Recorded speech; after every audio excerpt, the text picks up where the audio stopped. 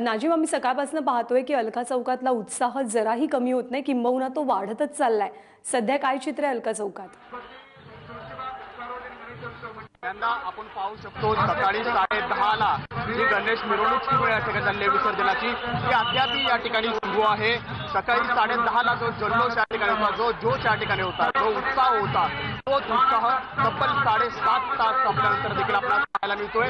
ढोल ताशांचा गजर आणि या ढोल ताशांच्या गजरामध्ये आपण या ठिकाणी पाहू शकतो की सर्व भक्तगण जे आहेत ते या ठिकाणी तल्लीन झालेले आहेत। ढोल ताशाचा जसा सूर या ठिकाणी दिसतोय तर सुरामध्ये सर्व भक्तगण जे आहेत ते या ठिकाणी सर्वजण जे आहेत ते तल्लीन या ठिकाणी होताना दिसत आहेत। आणि कसबा गणपती मगाशी या ठिकाणी 4:15 वाजताच विसर्जित झालेला आहे। आता तुळशीबाग जो गणपती आहे, जो मानाचा चौथा गणपती जो आहे तो या ठिकाणी अलका चौकामध्ये या ठिकाणी दाखल झालेला आहे। अलका चौकामध्ये केवळ पुणेकरच नाही तर अनेक राज्यातून देखील या ठिकाणी सर्व मंडळी आलेली आहे। आपण पाहू शकतो भक्तगण जे आहेत ते आतुरतेने या ठिकाणी या बाप्पाची वाट पाहत असतात। आपल्या या लाडक्या बाप्पाला निरोप देण्यासाठी 11 दिवसाचा हा पाहुणा जो आहे त्याला निरोप देण्यासाठी हा सर्व भक्तगण जे आहेत त्या ठिकाणी आलेला आहे। आणि आपण पाहू शकतो या ठिकाणी तुळशीबाग जे मानाचा चौथा गणपती आहे तो या ठिकाणी आलेला आहे आणि त्याच्या या ठिकाणी मानवंदना या ठिकाणी देण्यासाठी ढोल ताशा पथक देखील या ठिकाणी आहे।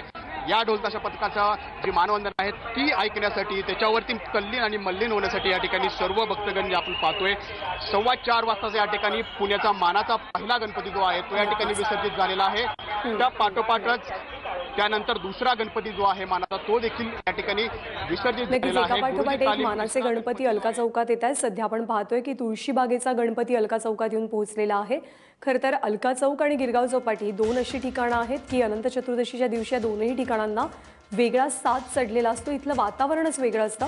तुमच्या दोघांकडून वेळोवेळी ताजी माहिती जाणून घेत राहू। तुर्तास धन्यवाद या माहितीबद्दल।